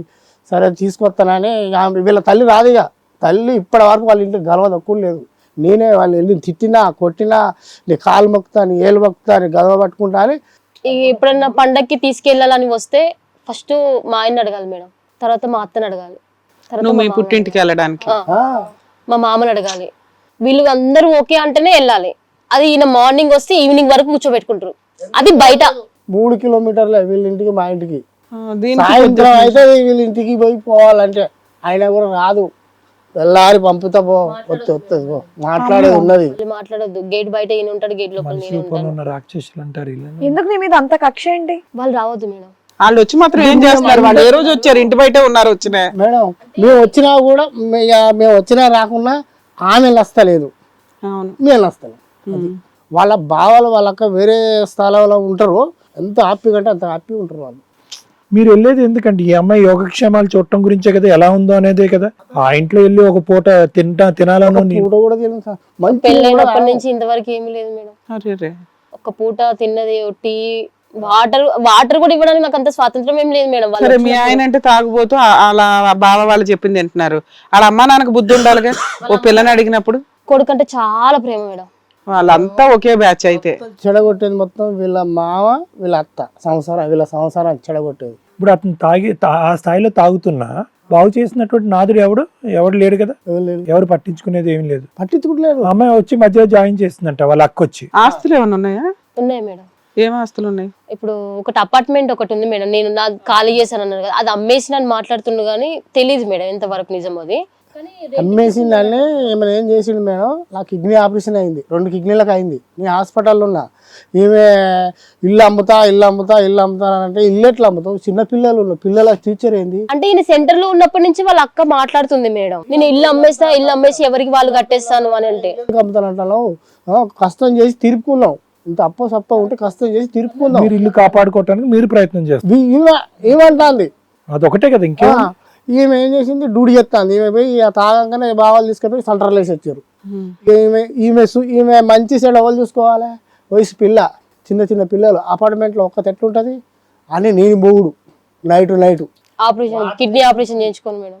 కూరగాయలకు పైసలు ఇచ్చుడు, బియ్యం తీసుకొచ్చేసుడు, డిమార్ట్ల సామాన్ తీసుకొచ్చేసుడు, ₹1 కూడా ఇస్తలేరు, ఆడబిడ్డ ఇస్తలేరు, అత్త బావ. మీరు ఏం చేస్తారు సార్? నేను ఆటో తోలుతా. ఆటో తోలి ఆ కష్టం కిడ్నీ ఆపరేషన్ చేయించుకొని నేను ఇంకా కష్టపడుతున్నాను. ఇంకా కష్టపడుతున్నాను. ఇప్పుడు మీ హస్బెండ్ వదిలేసి నువ్వు పిల్లలతో ఉండగలుగుతావా పోషించుకొని? ఇక తాగబుద్దని కూడా తాగుతాడు, ఎన్ని రోజులన్నా తాగుతాడు, తాగి ఇది అయిపోతాడు. సరే బిడ్డ ఓపికతో ఉండాలి. నేను కూడా ఒక 20-30 సార్లు ఎత్తిపోసిన, తాగి కక్కి మూత్రం. అలా కాదు, ఇప్పుడు ఇందాక ఆ వీడియోలో చూసాం కదా, అతని శరీరంలో లివర్ కిడ్నీ ఎలా ఉందో కూడా నాకు డౌటే. లివర్ పాడైందా? పాడైపోయిందని డాక్టర్లు చెప్పారు. కొడుకంటే అంత ప్రేమ, తమ్ముడు అంటే అంత ప్రేమ, అక్కలు చూసుకుంది లేదు, మా నాన్న చూసుకుంది. అతను అది ఆ వీడియోలో నాకు కనిపించాడు, మొహం అంతా పేల్ అయిపోయి ఇలా బక్క చిక్కిపోయి వెయిట్ చాలా లాస్ అయ్యాడుగా, వణుకుతాడు అది లేకపోతే. అతనికి ఎలా అంటే సార్, ఇప్పుడు తాగిన రోజులు తాగుతాడు సార్, బ్లడ్ వామిటింగ్స్ అవుతాయి. బ్లడ్ వామిటింగ్స్ అవ్వగానే దాన్ని ఎలా క్యూర్ చేసుకోవాలో అది కూడా తెలుసు సార్. ఇంకా హాస్పిటల్ కి పోతే ఏం పోడు, లోపల ఇక్కడ ఇంట్లోనే ట్రీట్మెంట్. లోపల అంతా గొల్ల అవుతుంది, ఇదంతా తెలియక ఏదో అప్పటికప్పుడే బీట్రూట్ జ్యూస్ తాగడం, కొత్తిమీర జ్యూస్ తాగడం. నాకు టార్చర్ మేడం, మళ్ళీ తాగినంత సేపు టార్చరే, నైట్ పడుకోనివ్వడు మందు లేకుంటే. ఉండాలి బిడ్డ, సంసారం కదా, 2 పిల్లలు ఉన్నారు, నీ సంసారం సరిదిద్దుకో. ఇవన్నీ అర్థమైంది. ఈ 6 నెలలు బట్టి గురుగారు ఒక్క నిమిషం, ఈ 6 నెలలు బట్టి ఏమైంది? మీ అమ్మాయిని మీరు తెచ్చుకుని పెట్టుకున్నారా? ఇక అయితే చెప్పుకుంటా సరే డాడీ ఏం చేస్తాం, మన కర్మ అని అనుకొని ఇక డ్యూటీకి పోతుంది, పిల్లలు బడికి తోలుకుంటుంది. ఇక అప్పుడప్పుడు నేనే వాటర్ తీసుకొస్తాను, బియ్యం తీసుకొస్తాను, కూరగాయలు మేమే తీసుకుపోయి ఇచ్చేస్తాను. నైట్ నాకు ఇంట్లో ఉండబుద్ధి అయితే అంటే వీళ్ళ అమ్మ పోయి పడుకునేది, ఇలా నైట్ నేను పోయి పడుకునేది. ఇట్లా కూడా అంటారు, నీ అమ్మ నాన్న ఎందుకు వస్తారా ఇక్కడికి అని ఇట్లా కూడా అంటారు మీ ఆడబిడ్డలు. నేను వెళ్తే మగుళ్ళు లేని చూసింది అవగారింటికి పోయిందంట, అవగారింటికి పోయిందని అంటారు. ఆ పేరు నాకు వద్దని వీళ్ళని పిలిపించుకునేది. మేము వస్తుంది, నీకు లాభతైనా సంపద అయినా మేము చూసుకుంటుంది, నీ భర్త అక్కడ చల్లగా మంచిగా బాగా వస్తే మంచిదే, మాకు సంతోషమేనా, మీరు మంచిగుంటేనే మంచిది మాకు అని అనుకుంటా తీసుకుంటూ వస్తాను. ఇక మిట్ట మధ్యాహ్నం ఇక డ్యూటీకి పోయింది, పొద్దున పిల్లలు బడికి తోలింది, డ్యూటీకి పోయింది. మిట్ట మధ్యాహ్నం 3 బావలా తీసుకున్నాడు, కథ చుట్ట పట్టుకున్నాడు, వచ్చి ఇల్లు తాళం బల కొట్టిండు, సామాన్ తీసుకెళ్ళి ఇల్లు తాళం బల కొట్టి సామాన్లు వేసుకుంటా అన్నట. ఎత్తా అంటే ఇంటి పక్కన ఫోన్ చేసిందట. ఏమో ఫోన్ చేస్తే నాకు ఆపరేషన్ అయింది, హాస్పిటల్లో ఉన్నా. హాస్పిటల్లో ఉండగానే ఇటు సంగతి రోయిలే, ఇటు నువ్వు తొందరగా రా, సామాన్లు అన్నీ డీసెంబుల్ ఎత్తారు, వాళ్ళ బావలు వచ్చారు అనగానే, అరే ఇంత సడన్గా సామాన్లు వేసుడేంది, ఆయనకు మంచిగా లేదని హాస్పిటల్ వేసింది అన్నారు కదా. మరి నిన్నటిదాకా తాగే ఉన్నాడు, తీసుకుపోయి అమ్మగారి ఇంటికాడ ఉంచొచ్చింది, ఊరిపోయి నామెళ్ళాం. ఆయన వెళ్ళిపోయాడు మేడం, ఆయన పోయినాక తీసుకుపోయి వచ్చినాక నిన్నటిదాకా ఆయనే ఉన్నాడు. ఇది ఎక్కడ కథ అని తొందరగా ఊరికొచ్చింది. ఊరికి వచ్చాక 2 బావలు గలవాటలు నిలబడ్డారట, లోపలికి పోకుండా. ఇక 2 4 పని మనుషులు పెట్టిరట, ప్యాక్ చేస్తారట. ఎందుకు ఖాళీ చేసి అమ్మాయిని వదిలేసి కొట్టేదాకా ఎందుకు వచ్చింది ఆ రోజు అక్కడ? ఇక ఏమైందనంటే ఆహా ఇల్లు అమ్ముతానంటే నువ్వు ఇల్లు ఖాళీ చేయంటే ఎందుకు ఖాళీ చేయలేదు. ఓకే, నువ్వు ఇల్లు అమ్మొద్దు, నేను ఖాళీ చేయను, ఇక్కడే ఉంటానంటే నిన్ను ఎలా అయినా ఖాళీ చేయించడం కోసం ఈ వంక పెట్టారు. సెంటర్కి వెళ్ళినప్పుడు కూడా ఇదే మేడం నాకు టార్చర్. మా వదిన ఫోన్ చేసి అంటే వాళ్ళ అక్క ఫోన్ చేసి నువ్వు ఇల్లు ఖాళీ చేయి, అమ్మ దగ్గరికి వెళ్ళిపో, నువ్వు అక్కడ ఉండండి, నేను ఇల్లు రెంట్కి ఇస్తాను, అమ్మేస్తానని మాట్లాడింది. ఇది ఎట్లా ఉంది అనేసి నా మొగుడు నన్ను ఇక్కడ ఇది అన్నాను మేడం. నా మొగుడు నన్ను ఇందులో ఇక్కడ పెట్టేసి వెళ్ళిపోయాడు. సో ఆయన వచ్చాక వెళ్తే బయటికి వెళ్తానేమో, నేను అప్పుడు ఆయన వచ్చేంత వరకు నేను బయటికి వెళ్ళను అంటే నాకు నమ్మకం ఉండేది మేడం. అతను ఏంటంటే పిల్లల ఫ్యూచర్ కోసం బాగుంటుంది, అపార్ట్మెంట్ ఫెసిలిటీస్ బాగుంటాయి, లాంగ్వేజ్ అయినా వాళ్ళ బాగుంటది కదా అనేసి బాగా ఇష్టపడి తీసుకున్నాను మేడం. అతను అమ్మడు, ఆయన అమ్మడు, పిల్లల ఫ్యూచర్ చూస్తాడు అని ఆయన మీద నమ్మకం పెట్టుకొని నేను వీళ్ళతో పోరాడుకుంటూ వచ్చాను మేడం. అసలు ఆ బిల్డింగ్ ఆ ఫ్లాట్ మీ ఆయనది కాదు కదా, మీ ఆడపడుచు వాళ్ళది కదా, మీకు ఉండే రైట్స్ ఎక్కడ ఉంటాయి అనుకున్నారు? ఆడపడుచు అంటే ఇప్పుడు అలా కల్పించి చెప్తారు మేడం. రియల్ గా అయితే మీ అల్లుడిది, చెప్పడం మాత్రం మీ ఆడపడుచు. 45 లక్షలు పెట్టి నెట్ క్యాష్ పెట్టి ఈమె బంగారం వాళ్ళ అమ్మది ఇంకా వాళ్ళు కుదబెట్టి ఆ పర్సనల్ లోన్ మొత్తం తీసుకొని ₹1 లేకుండా కట్టేసాడు. కాకపోతే అలా అది 4వ అంతస్తు రిజిస్ట్రేషన్ కాదట. అందుకనే రిజిస్ట్రేషన్ కాదట, ఎప్పుడో తక్కువ అవుతుందట మున్సిపాలిటీ వాళ్ళు ఇచ్చినప్పుడు. దాని కొరకు వెయిటింగ్ చేస్తారు. అది ఈయన పేరు మీదనే ఉన్నది. ఈయన వాళ్ళ బావ పెద్ద తెలియకలు రాజకీయ డబ్బులు కట్టాడు అనేది ఆధారం ఉందిగా ఆ బిల్డింగ్ ఓనర్ కి. అది ఆ బిల్డింగ్ ఓనర్ కూడా ఇతని బాగా తెలుసా, కట్టినట్టు ఆధారం ఉంది కదమ్మా. డబ్బులు మనకి చెప్పరు, ఫేవర్ గా చెప్పరు మేడం, చెప్పరు సార్. ఇప్పుడు ఏమంటాడు వీళ్ళ బావ ఏమంటాడు, నేను ఇల్లు అమ్మేసినాను మహిళా సంఘంలో పెట్టినా మేడం. మహిళా సంఘంలో పెట్టగానే మహిళా సంఘంలో వాళ్ళ దగ్గరికి వచ్చిండు, నేను ఇల్లు అమ్మేసిన వాళ్ళ అర్హతే లేదు పోయి ఉండటానికి, వస్తే అక్కడ మా అమ్మోళ్ళ ఇంటికాడ వస్తే ఉండాలి, లేకపోతే పీకితే పీకాలి, నాకు వద్దు మేడం, నాకు వద్దు విడాకులు చేసుకుంటా. మరి దేనికి తాగుతానో అని వాళ్ళు అడిగితే నా భార్య వల్లనే తాగుతాను, ఇంకేం దొరకలేదు అడిగి. నా భార్య టార్చర్ పెడుతుంది, నేను తాగుతాను. ఎందుకు టార్చర్ పెడుతుంది, ఏం టార్చర్? నా అక్కలు రానియదు, నా బావాలు రానియదు. నువ్వు మీ అమ్మా నాన్న రానివ్వట్లేదని ఎలా చెప్తున్నావో, అతను వాళ్ళ అక్క బావల్ని వాళ్ళ అమ్మా నాన్న ఎంటర్టైన్ చేయట్లేదని. వాళ్ళ కుటుంబ సభ్యులు నాకు వాళ్ళతో సంబంధమే లేదు సార్. నేను మార్నింగ్ డ్యూటీకి వెళ్తే ఈవినింగ్ వస్తాను. సంబంధమే లేదు. మీ ఇంటికి ఎప్పుడన్నా వచ్చారా వాళ్ళు? వస్తాను మేడం. భోజనాలు చేశారా? చేశారు.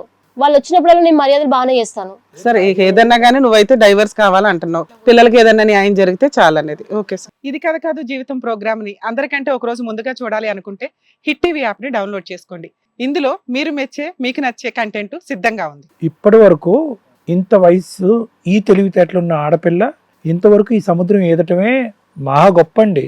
ఒంగో పెట్టి ఎగిరి తంతారు. ఏది పెళ్ళైనటువంటి 3వ రోజే ఇలాంటి వ్యవహారం ఉంటే కనుక అతనికి మీరు 3 తప్పులు. ఒకటి, మీ బాధ మీద అనుకోండి. దాంట్లో మనం ఏమంటాం, పేదరికం అంటామా, కష్టం అంటామా? ఆటో నడిపేటటువంటి వ్యక్తికి అరబిందో ఫార్మాలో చేసేటటువంటి వ్యక్తి వస్తున్నాడంటే ఎవరు ఎగిరిగంతేరు? 15 సంవత్సరాలు ఏంటి, 50 సంవత్సరాలు తేడా వచ్చినా చేస్తారు. సరే, మీ కష్టంలో మీరు వెళ్ళిపోయారు. కానీ బహుశా ఏంటంటే 15 సంవత్సరాలు ఆ అమ్మాయి కంటే పైపెచ్చి ఉన్నవాడు, 16 సంవత్సరాలు 15 సంవత్సరాలు ఉండి చదువుకునేటటువంటి ఆడపిల్ల, అదే మీ కొడుకుని మీరు చదివించారు, 55,000 జీతం సంపాదిస్తున్నాడు అంటే ఎంత బాధగా ఉంటుందంటేనండి ఇలాంటి కథలు వింటూ.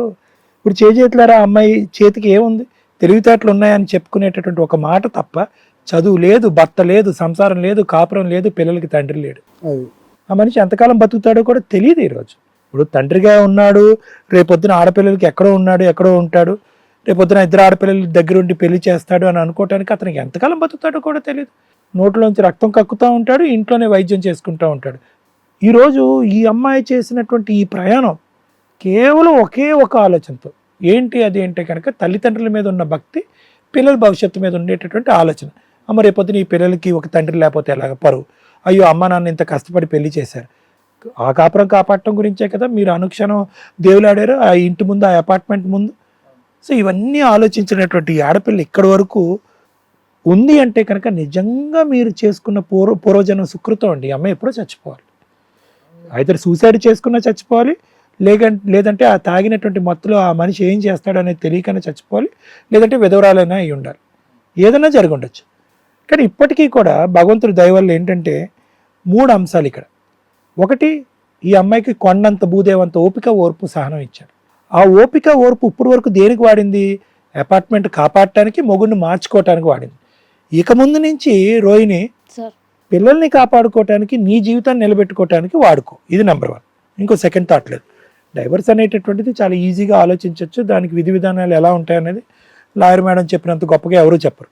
రెండో అంశం ఏంటంటే ముఖ్యంగా ఇక్కడ ఇప్పటికైనా కూడా నువ్వు చదువుకోవచ్చేమో అనేటటువంటిది నా ఆలోచన అమ్మా. ఇప్పటికైనా కూడా ఓపెన్ హౌస్ డిగ్రీ కడతావా, ఏదో ఒకటి. ఎందుకంటే ఆ చదువు అనేటటువంటిది నీలో ఒక కాన్ఫిడెన్స్ని ఇస్తుంది, ఒక ధైర్యాన్ని ఇస్తుంది. ఇప్పుడు ఎంత నువ్వు 24 25 24 ఓపెన్ కోర్స్ డిగ్రీ చేయొచ్చు. ఆ డిగ్రీతో నువ్వు ఏదైనా ఉద్యోగం చెప్తున్నాను రేపు పొద్దున పిల్లల్ని కాపాడుకుని ముందుకు తీసుకెళ్ళాలంటే. మూడో ముఖ్యమైనటువంటి అంశం ఏంటంటే, నువ్వు అప్పులు పాలయ్యి నువ్వు పస్తులున్నా కూడా పిల్లల్ని చదివిస్తున్నావు చూడు, అది నీకు ఎప్పటికైనా కూడా నీకు తిరిగి పెట్టేటటువంటి ఒక గొప్ప అంశం అమ్మ.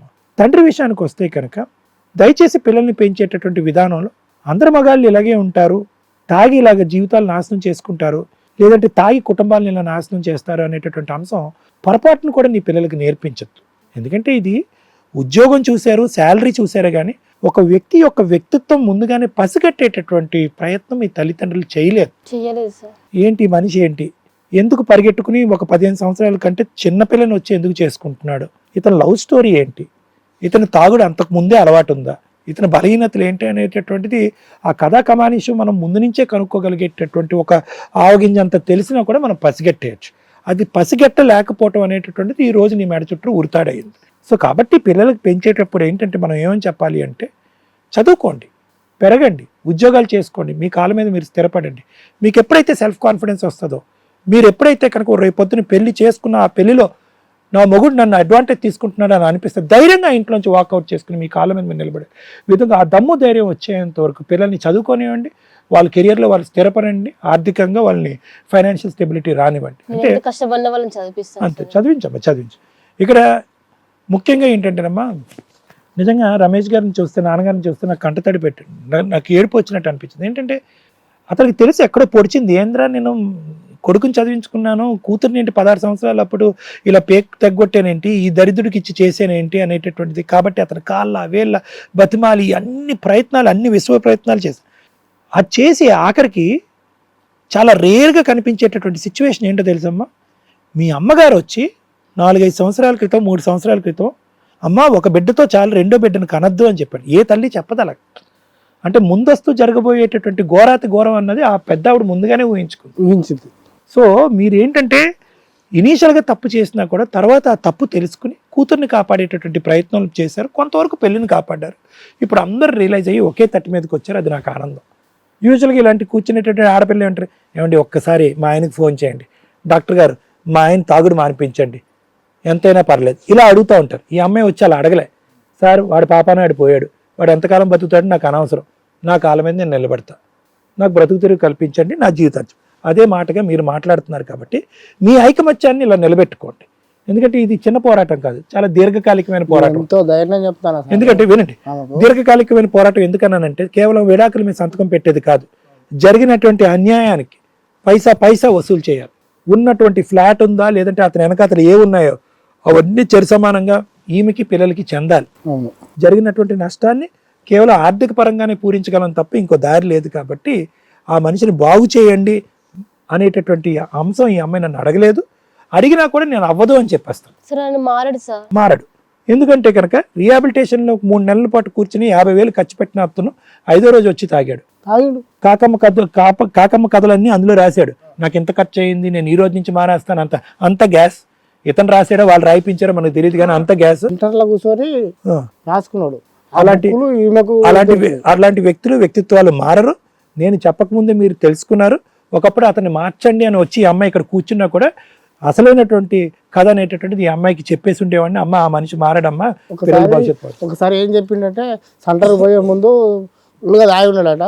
మేము అప్పుడు రావట్లేదు వీళ్ళింటికి, రాకపోతే చిట్టి మీద రాసి నేను చచ్చిపోతానా, ఎవరి వలన చచ్చిపోతాననే, అత్త మామ నా భార్య తరపున వాళ్ళ వలనే నేను చచ్చిపోతానా, నా భార్య పిల్లల్ని నా బిడ్డలు మాత్రం, నా పిల్లల్ని మాత్రం మా కుటుంబ సభ్యులకు ఉపజెప్పి వాళ్ళ తల్లిదండ్రులకు నా భార్యకు తగిన శిక్ష పడాలని కోరుకుంటానని రాసిపెట్టాడు. రాసిపెట్టినాక ఇల్లు ఉక్కుతా అంటే ఆ సందులో బీరువా సందులో బడి ఉన్నదట. అదే సిట్టి వాళ్ళ ఆడబిడ్డకైనా వీళ్ళ అమ్మకైనా వీళ్ళ నాన్నకైనా దొరికితే, ఇగో ఇట్లా రాసి పెట్టిండు, పుసుకుని ఊరేసుకొని చచ్చిపోతాడు, ఆ సిట్టి వాళ్ళకి దొరుకుతుంది. అప్పుడు పరిస్థితి ఏంది మాది?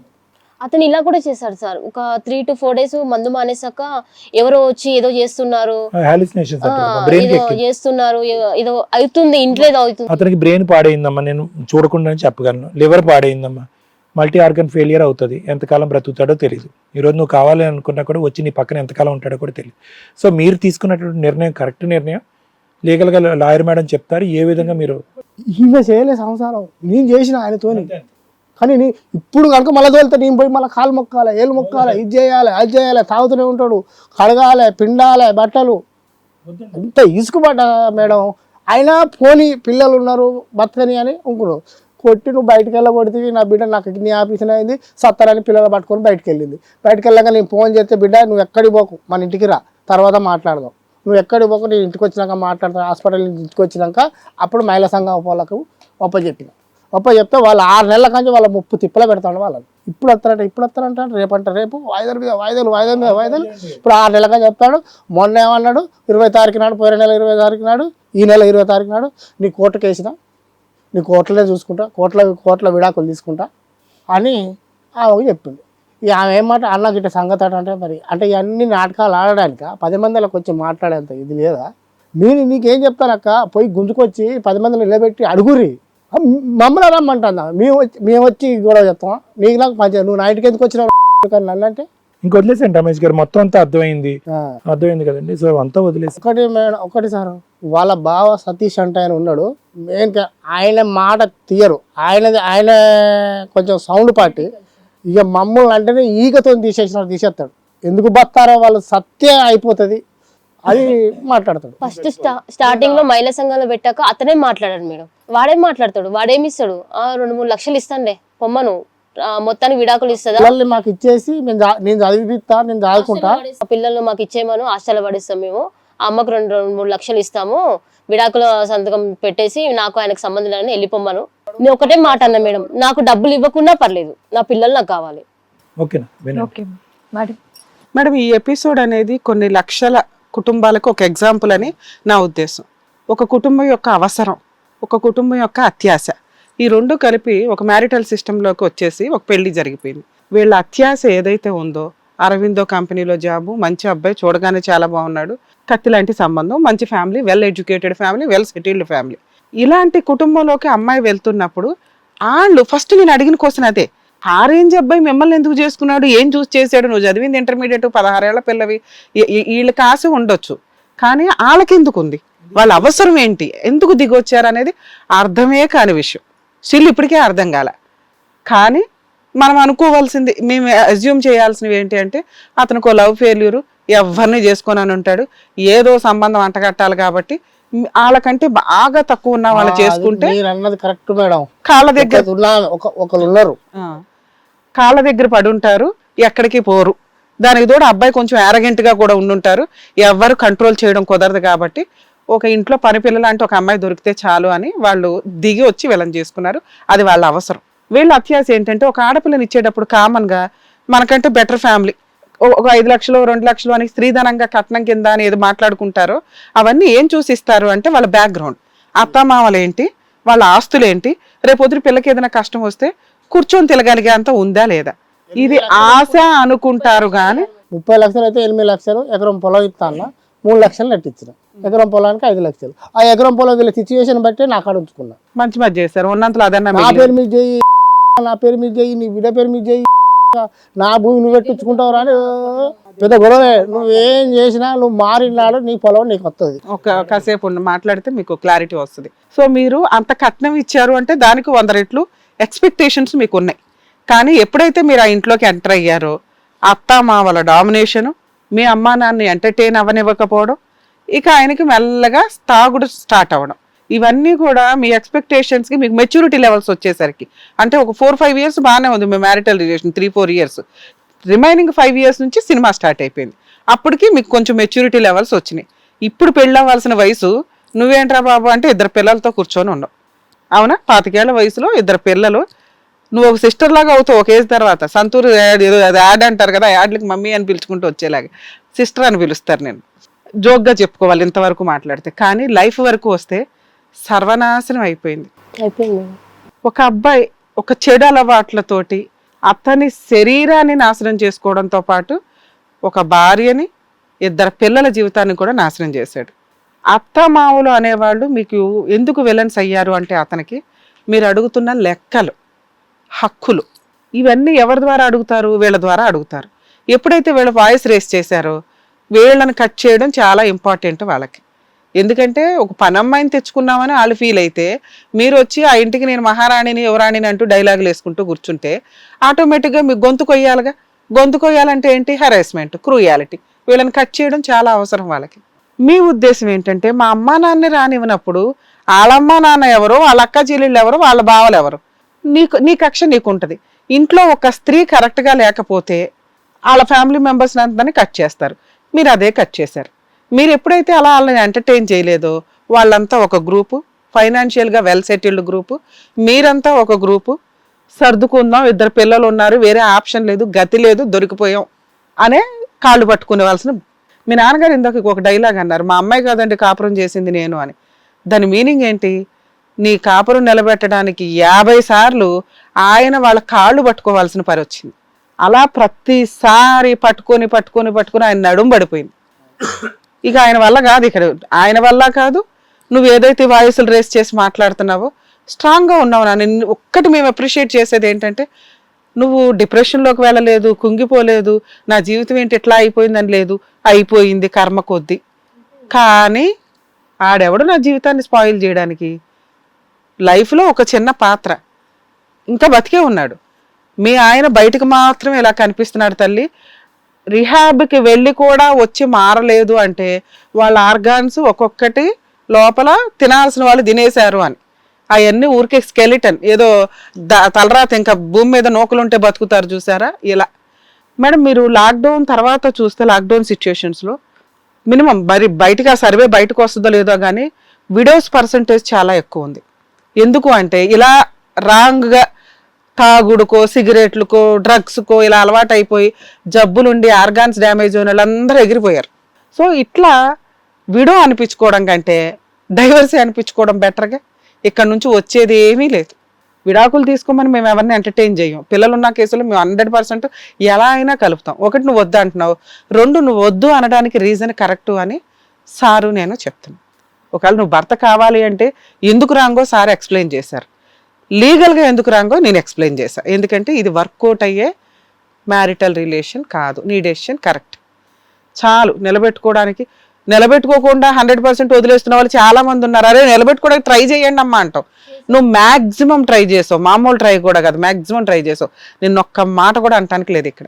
మరి ఇప్పుడు నెక్స్ట్ ఏంటి? మా హక్కులు ఏంటి? మీరు మహిళా సంఘాల దగ్గరికి వెళ్ళారు. మహిళా సంఘాల దగ్గరికి ఎందుకు వెళ్ళారంటే లీగల్గా వెళ్తే టైం వేస్ట్, అడ్వకేట్ ఫీజులు వేస్ట్, నానా రకాల కేసులు వేసి కోర్టుల చుట్టూ తిరగాలి, 2 పిల్లలనే చూసుకోవాలా, ఆ కోర్టుల చుట్టూ తిరగాలా అనేది నీ ఉద్దేశం. కరెక్టే. దీనికి ఏం చెయ్యాలి? ఎప్పుడు కూడా నేను ఫస్ట్ మ్యారిటల్ డిస్ప్యూట్స్లో చెప్తాను, పోలీస్ స్టేషనో, అడ్వకేట్సో, కోర్ట్సో వద్దు. పెద్ద మనుషుల ద్వారా ఎంత అవుతుందో అంతా ట్రై చేయండి. పెద్ద మనుషుల ద్వారా సెటిల్మెంట్ అయితే అక్కడ అయ్యే ఖర్చు లేదో నీ కూతురో, నీ పిల్లలో, నీ భార్యో తింటారు. లీగల్గా త్వరగా బయటపడిపోవడానికి అవకాశం ఉంటుందని జెంట్స్కి చెప్తాం. అలా అమ్మాయిలకు కూడా ఏం చెప్తామంటే 2 పిల్లలు ఉన్నారు, ఎవరు పోషించాలి, వాళ్ళ పెళ్ళిళ్ళు ఎవరు చేయాలి, ఇవన్నీ డైలాగులు ఉంటాయి. మీ ఇద్దరికి పడినప్పుడు పూర్తిగా జీవితకాలం బతకడానికి కావాల్సినంత బ్యాంక్ బ్యాలెన్స్లు ఇవ్వడం కుదరదు. రీజనబుల్ సెటిల్మెంట్కి వెళ్ళినప్పుడు త్వరగా అయిపోతాయి. మెంటల్గా హ్యాపీగా ఉండగలుగుతారు. కోర్టుల చుట్టూ తిరగాల్సిన టెన్షన్ ఉండదు. మీరు మీ సెల్ఫ్ ఇన్కమ్ జనరేట్ చేసుకోవడానికి ఒక వే దొరికిద్ది. ఈ లీగల్ ఫైటింగ్ బ్యాటిల్ వల్ల ఎలా అవుతుందంటే ఆయన ఏదో మెయింటెనెన్స్ ఇచ్చేదాకా మనం ఏ పని చేయం. అందుకని ఆయన ఇచ్చే మెయింటెనెన్స్ కంటే ఎక్కువ సంపాదించవచ్చు. కానీ లీగల్లో అడ్వకేట్స్ కానీ లీగల్ ప్రొసీడింగ్స్లో ఎట్లా అంటే జాబ్ చేస్తే మెయింటెనెన్స్ రాదు కదా అని మనం ఏ పని చేయకుండా ఉంటాం. ఈ ఇన్కమ్ తగ్గిపోతుందా? ఈ ఎనర్జీ వేస్ట్ అయిపోతుందా? అతను ఇచ్చేదానికి ఇంకో 5 ఏళ్ళు పడుతుంది కోర్టు ద్వారా వచ్చేవి. సో మ్యారిటల్ డిస్ప్యూట్స్లో అవుట్ ఆఫ్ కోర్ట్ సెటిల్మెంట్లో అబ్బాయిలకైనా అమ్మాయిలకైనా చాలా బెటర్ అండి. అనవసరంగా కోర్టుల చుట్టూ తిరగొద్దు. తప్పక తిరగాల్సి వస్తే తప్ప పెద్ద మనుషుల ద్వారానో లేకపోతే కేసులు స్టార్ట్ అవ్వడానికి ముందే అడ్వకేట్స్ ద్వారానో ముందు సెటిల్మెంట్కే ట్రై చేయండి. అమ్మాయిలకి చెప్పేది ఏంటంటే కోర్టు ద్వారా రావాల్సిన దానికంటే ఒక 10 రూపాయలు ముందే సెటిల్ చేసుకుంటే వస్తే తప్ప ఇంత ఎక్స్పెక్టేషన్స్ వెళ్తే కనుక రావు. అలాగే అబ్బాయిలు మేము ఏమి ఇవ్వం, ఫ్రీగా డైవర్స్ తీసుకుందామంటే కుదరదు. అక్కడ పిల్లలు ఉంటారు, అమ్మాయి జీవితం ఉంటుంది, అమ్మాయితో కొంతకాలం మీ మ్యారిటల్ రిలేషన్స్ ఉంటాయి కాబట్టి చూసి రీజనబుల్గా వెళ్ళిపోతే కోర్టుల్ని తిట్టుకోవాల్సిన అవసరం ఉండదు. నాన్న మీ కేసులో మీరు ఇందాక నుంచి మమ్మల్ని అడుగుతున్న పాయింట్, నా పిల్లలకి న్యాయం చేస్తే బెటర్ అండి అని. మీరు వాళ్ళెవరు మహిళా సంఘాల ద్వారా ట్రై చేశారు. 90% మహిళా సంఘాలు ఏమి తీసుకోకుండా చెయ్యాలి మాకు తెలిసిన నాలెడ్జ్ ప్రకారం, లేదా ఆ రోజుకి ఏదో నామినల్గా తీసుకోవాలి. ఎందుకంటే వాళ్ళు కూడా మీకోసం టైం స్పెండ్ చేశారు. కానీ మహిళా సంఘాలని ఎన్జిఓస్ అంటారమ్మా. అవి ఎందుకు పెడతారంటే వాళ్ళకి ఫండ్స్ వస్తుంటాయి ఎక్కడి నుంచన్నా, మీరు 10 మందికి హెల్ప్ చేశారనే వాళ్ళు, మాలాంటి వాళ్ళు, ఇంకొక బాగా వెల్ సెటిల్డ్ వాళ్ళు ఇస్తూ ఉంటారు. ఫండ్స్ రేస్ చేసుకొని మీకు సర్వీస్ చేయాలి. వాళ్ళు అది ఎట్లా అయిపోయిందంటే 5 to 10 years నుంచి వాళ్ళే ఒక టీం ఫామ్ అయిపోయి బిజినెస్ రన్ చేసే రేంజ్కి వెళ్ళిపోయారు. అప్పుడు అడ్వకేట్ దగ్గరికి వెళ్ళడం బెటర్గా. వాళ్ళ దగ్గరికి వెళ్ళాకంటే అడ్వకేట్ అనేది లీగల్ రైట్స్, పోలీస్ స్టేషన్ అనేది ఫ్రీ సర్వీస్. మనం పోలీస్ స్టేషన్కి వెళ్తే అయిపోయేది కదా, ఫ్రీ. అడ్వకేట్ దగ్గరకు కూడా వద్దు, పోలీసుల దగ్గరికి వెళ్ళాలి. తర్వాత మీకు ఇప్పించగలిగేది ఎవరు? కోర్టు మాత్రమే. కోర్టు ద్వారా వెళ్ళాలంటే త్రూ అడ్వకేట్ ద్వారానే వెళ్ళాలి, లేదా ఫ్రీ లీగల్ ఎయిడ్స్ ఉంటాయి. గవర్నమెంట్ మన కోసం ఫ్రీ అడ్వకేట్స్ని కూడా ప్రొవైడ్ చేశారు. మీరు నెట్లో వెతుక్కోండి, మీరు ఏ ఏరియాల్లో ఉంటారో మంచి అడ్వకేట్స్ని పెట్టుకోగలిగితే పెట్టుకోండి, లేదా ఫ్రీ సర్వీస్ అడ్వకేట్స్ ఉంటారు, లోక్ అదాలత్లు ఉంటాయి. అక్కడికి వెళ్ళి మేము ఇట్లా ఈ కేసులు వేయాలండి, మాకు ఫ్రీ సర్వీస్ అడ్వకేట్స్ని ప్రొవైడ్ చేయాలంటే చేస్తారు. నెట్లో ఎత్తుక్కోండి. ఫస్ట్ మీరు అది రాంగ్ స్టెప్ వేశారమ్మా. నీ 3 నెలల జీతాన్ని తీసుకెళ్ళి మహిళా సంఘాల వాళ్ళు ఎవరు? ఓ పెద్ద మనుషులు టీము, మనకు పెద్ద మనుషులు లేరు, వాళ్ళని పిలిచాం. మీరు ఏమనుకున్నారంటే వాళ్ళ ఇంటి మీదకి వచ్చి నిరాహార దీక్ష ఏం చేస్తారు? ఈ రోజున మహిళా సంఘాలు ఎవరైనా ఇళ్ళ మీదకి వచ్చి నిరాహార దీక్ష చేస్తే మొత్తం అందరూ జైల్లో వేస్తారు. వాళ్ళకి ఆ రైట్సే లేవు, ఎవ్వడు రైట్స్ లేవు. ఒకళ్ళ ఇంటికి ఫోర్స్ఫుల్గా వెళ్ళి నిరాహార దీక్షలు చేసే రైట్స్ ఎవ్వరికీ లేవు. మీకు ఫాస్ట్గా అయిపోవాలని నీ కష్టార్జితం, నీ చెమట వచ్చిన సంపాదించింది మొత్తం అక్కడ పెట్టావు పట్టుకెళ్ళి.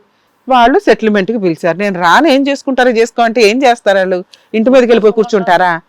కోర్టుకే వేసుకోవాలి. ఇప్పుడు మీ ఆయన ఆల్రెడీ కోర్టుకి వెళ్ళిపోయాడు. ఇప్పుడు నీకు ఒక బంపర్ కేసు చెప్తా. మహిళా సంఘాల దగ్గర నుంచి ఏమైనా రికవరీ చేసుకోగలిగితే చేసుకోండి. మహిళా సంఘాలు కొంచెం రిక్వెస్ట్ చేస్తున్నామండి, దయచేసి ఇలా మరీ ఫైనాన్షియల్గా ఇవ్వలేని బాధితులు వస్తే కొంచెం వాళ్ళకి మీరు హెల్పే చేయండి, తప్ప చేయగలిగితే చేయండి. లేకపోతే అమ్మ మీకు ఫ్రీ పలానా చోటు ఉన్నాయి అక్కడికి వెళ్ళండి అని చెప్పండి. కానీ వాళ్ళ పిండేకండి దయచేసి. అందరూ అలా ఉండరు. కొన్ని ఇప్పుడు చెప్పిన 1-2 మహిళా సంఘాలు ఎక్కడో వేలాడుతూ ఉంటే అట్లాంటి వాళ్ళకి చెప్తున్నాం. నెక్స్ట్ మీ విషయానికి వస్తే, మీ హస్బెండ్ డైవర్స్ కేసు వేశాడు అని మీతో చెప్పాడు. మీ కోర్టు నుంచి సమన్స్ వస్తాయి. వచ్చిన తర్వాత ఆ కాపీ తీసుకుని కోర్టుకి వెళ్ళండి. ఆ డేట్ ఎప్పుడైతే ఉంటుందో అటు డేట్ రోజు కోర్టుకు వెళ్ళి జడ్జి ఎవరైతే ఉంటారో ఆ జడ్జికి, మేడమో సారు, మేము ఇట్లా ఫైనాన్షియల్గా చాలా వీక్ అండి, నాకు 2 పిల్లలు, నేను ఏమీ సంపాదించలేకపోతున్నాను, సో నా పొజిషన్లో నాకు గవర్నమెంట్ లాయర్ని ప్రొవైడ్ చేయండి అని అడగండి. మీకు ఫ్రీ గవర్నమెంట్ లాయర్ని ప్రొవైడ్ చేస్తారు, రూపాయి ఖర్చు ఉండదు. ఇన్ కేసు అలా జరగకపోతే నాకు ఇంకోసారి ఫోన్ చేయండి, నేను ఇన్ఫామ్ చేస్తాను మీకు ఆ రోజు ఏం చెప్పాలి కోర్టుకి అని. గవర్నమెంట్ లాయర్ని మీకు అపాయింట్ చేసిన తర్వాత మీరు ఆ అడ్వకేట్తో చేయాల్సిన పని, ఒకవేళ నీకు గుర్తు లేకపోతే మా వీడియో రిపీటెడ్గా వింతల్లి, ఇలా ఎవరన్నా కానీ అడ్వకేట్స్ని పెట్టుకోలేని వాళ్ళు ఉంటే ఆపోజిట్ పార్టీ కేసు ఫైల్ చేసినప్పుడు అదే కోర్టుకు వెళ్ళి జడ్జి గారిని మీరు ఫైనాన్షియల్గా వీక్ అయితే కనుక ఖచ్చితంగా గవర్నమెంట్ లాయర్ని అడగొచ్చు. అలా అడిగిన కేసులో ఈ కేసు ఒకటే కేసుగా, మేడం ఏంటి ఇంకే కేసులు చెప్పట్లేదంటే మీకు ఓపిక ఉంటే పోలీస్ స్టేషన్ కంప్లైంట్ వేసుకోండి, రూపాయి ఖర్చు లేదు. మహిళా సంఘాల దగ్గరికి 10 సార్లు వెళ్ళారుగా, పోలీస్ స్టేషన్కి 3 సార్లు వెళ్తే చాలు, కేసు రిజిస్టర్ అయిపోద్ది అందరి మీద. వాళ్ళ ధీమా ఏంటో తెలుసా? ఆయన ఆల్రెడీ లోపలంతా కుళ్ళిపోయి ఉన్నాడు, బయట మాత్రం ఊరికి ఎట్టట్లా ఊగిసలాడుతున్నాడు, ఎప్పుడప్పుడు ఫట్ అంటాడు. కాబట్టి పెద్దగా ఈ పిల్లకి ఏమి సెటిల్ చేయాల్సిన అవసరం లేదని. నీకున్న టైం చాలా కొంచెం, ఫాస్ట్ మూమెంట్ ఇస్తే నువ్వు ఇప్పుడు ఎంత వసూలు చేయగలిగితే అంతే. అందుకని 2 కేసులు చెప్తున్నా. ఒకటి ఫ్రీ కేసే, 2 ఫ్రీనే చెప్తున్నా. ఒకటి పోలీస్ స్టేషన్కి వెళ్ళు, అందరి మీద కేసు ఫైల్ చేసి నువ్వు ఇంకా మహిళా సంఘాలను ఎవరినో నమ్ముకొని టైం వేస్ట్ చేసుకోవద్దు. వాళ్ళు సెటిల్ చేసుకోరు, ఓకే, కానీ నీ కేసు రిజిస్టర్ అవడం వల్ల మీ హస్బెండ్ ఉండగానే నువ్వు వేసే కేసు రిజిస్టర్ అవుతుంది. వన్స్ మీ హస్బెండ్ చనిపోతే మీ అత్త మామ ఆడబడుచులు వీళ్ళ మీద కేసు వేయడం కుదరదు. సో ఆయన ఉండగా ముందు 498 కేసు ఏదైతే ఉందో స్ట్రాంగ్గా అందరి మీద ఫైల్ చేసేయండి. పోలీసులే చూసుకుంటారు, ఫ్రీ సర్వీస్. ఇప్పుడు మీ నీ కష్టం నాకు చెప్పావు కదా, మాకు అదే పోలీసులకు చెప్తే వాళ్ళే రాసుకుంటారు, వాళ్ళే రిజిస్టర్ చేస్తారు. ఒకవేళ వాళ్ళు చేయకపోతే మాకు ఫోన్ చేయి, మేము అందుబాటులో ఉంటాం. 2 ఇందాక నీకు చెప్పాను, డైవర్స్ కేసులో జడ్జి గారి దగ్గరికి వెళ్ళు, గవర్నమెంట్ లాయర్ని అపాయింట్ చేయమని. మీరు మమ్మల్ని అడిగారు కదా, మేము ఇప్పుడు ఫోన్ చేస్తే ఆయన ఏం వణికిపోయి వచ్చి సెటిల్మెంట్ చేసుకోడు, ప్రాపర్టీ రాసివ్వడు, ఇంకెక్కడ రాసివ్వడు. ఎందుకంటే ఆల్రెడీ కోర్టు దాకా వెళ్ళిపోయాడు, వాళ్ళ అడ్వకేట్ మేము చూసుకుంటాం కానీ అని చెప్పుంటారు. అర్థమవుతుంది? సో ఇప్పుడు నువ్వు లీగల్గానే ఫైట్ చేయాలి అతనితో. ఒకటి నేను చెప్పిన 490 కేసు రేపే వెళ్ళండి పోలీస్ స్టేషన్కి. టైం కొంచెం కూడా వేస్ట్ చేయొద్దు. నీది ప్రతి డే నీకు వాల్యుబులే. ఎక్కువ కాలం నువ్వు ఫైట్ చేయాల్సిన అవసరం రాదని నా ఉద్దేశం. నీకు ఆ విషయం అర్థమవుతుంది కదా. డైవర్స్ కేసులో ఒకవేళ మీరు అడ్వకేట్ని పెట్టుకోగలిగితే పెట్టుకోండి, పెట్టుకోలేకపోతే ఇందాక నేను చెప్పినట్టు గవర్నమెంట్ లాయరు అదే కేసులో కౌంటర్ క్లెయిమ్ అంటారు. అంటే అరే బాబు ఆడు అటు ఇటు ఊగిసినాడుతున్నాడు, ఆయన నన్ను ఎంత హింసించాడు, నాకు కూడా డైవర్స్ ఇష్టమే, కానీ డైవర్స్తో పాటు ఇదిగోండి ఈ ప్రాపర్టీలు ఉన్నాయి, ఈ ప్రాపర్టీని నా పిల్లలకి నాకు రిజిస్టర్ చెయ్యండి అని అడిగే హక్కు నీకుంది. లేదు వాళ్ళకి ఆస్తులు నాకు నష్టపరిహారంగా కాంపెన్సేషన్గా ఓ 50 lakhs ఇప్పించండి. వాళ్ళ ఫైనాన్షియల్ కెపాసిటీ మీకు తెలుసుగా, తెలుసు. దాన్ని బట్టి మీరు క్యాష్ రూపంలో కూడా అడగొచ్చు. అదొక పిటిషను. ఇంటీరియం మెయింటెనెన్స్ అంటారు. నువ్వు మెయింటెనెన్స్ కేసు వేయాలి కదా, అది వెయ్యకుండా ఇందులోనే సేమ్ కేసులో మెయింటెనెన్స్ అడిగే హక్కు నీకు ఉంటుంది. నీకు పిల్లలకి ఒక ముగ్గురికి 3 10s అడుగుతావా 20s అడుగుతావా, ఇంతవరకు రీజనబుల్. ముగ్గురికి 3 20లు 60,000 చొప్పున ఇంటీరియం మెయింటెనెన్స్ వేయండి. అతను డైవర్స్ కేసు ఉంచుకుంటాడా ఓడదీసి వెళ్ళిపోతాడా అనేది తర్వాత సంగతి. వన్స్ నువ్వు ఇవి వేసావనుకో, నేను చెప్పిన ప్రాపర్టీ కేసు ఇందులోకే వస్తుంది, మెయింటెనెన్స్ కేసు ఇందులోకి వస్తుంది, నీకు కావాల్సిన డైవర్స్ వచ్చేస్తాయి. ఎందుకు 498 వేయమన్నానంటే ఇన్ కేసు ఇక్కడ ఏదన్నా అటు ఇటు ఊగిసలాడితే మీకు ఫ్యామిలీ మెంబర్స్ అందరూ ఆ కేసులో ఇరుక్కొని ఉంటారు కాబట్టి నీ మ్యాటర్ సెటిల్మెంట్ అవుతుంది ఆఫ్టర్ హిజ్ తర్వాత కూడా. ఓకేనా, ఇది బెటర్ అని మా ఉద్దేశం అమ్మ. మేము ఇప్పుడు ఫోన్ చేసి మాట్లాడినా కూడా పెద్దగా వర్కౌట్ అవ్వదు, వినరు కూడా, అవును ఇంకొంచెం తిక్కగా వెళ్తారు అంతే. సో ప్రెసెంట్ నేను చెప్పింది లీగల్గా వీళ్ళకి బెటర్ అనేది నా ఉద్దేశం. అవును, ఇప్పుడు మీరు చెప్పింది కరెక్ట్ మేడం. సార్ నేను వస్తాంటే కూడా అట్లే ఊహించుకున్నా, మీరు చెప్పింది కూడా కరెక్ట్ చెప్పారు. Okay sir. సో నీకు ఏదైతే ఆన్సర్ కావాలో దానికి సంబంధించి చాలా క్లియర్గా డీటెయిల్గా డాక్టర్ గారు చెప్పారు, అడ్వకేట్ మేడం చెప్పారు. సో యాస్టిస్ చెప్పినట్టుగా చేస్తే కనుక నీకు ఇమీడియట్ రిజల్ట్ అనేది ఉంటుంది. జాగ్రత్త అమ్మా. జాగ్రత్త. థ్యాంక్ యూ అమ్మా. ఇలాగే స్ట్రాంగ్గా ఉండు, హ్యాపీగా ఉండు. మిమ్మల్ని నమ్ముకొని వచ్చినటువంటి రోహిణి గారికి చక్కగా ఏం చేయాలో చెప్పినందుకు డాక్టర్ గారు thank you so much. Advocate madam thank you so much. మరో కథతో మళ్ళీ కలుద్దాం. ఈ కార్యక్రమాన్ని ఇంతగా అభిమానిస్తున్న ప్రతి ఒక్కరికి కూడా శిరస్సు ఉంచి నమస్కరిస్తున్నాము. ఈ సందర్భంగా మీ అందరితో నేను ఒక విషయాన్ని పంచుకోవాలి అనుకుంటున్నాను.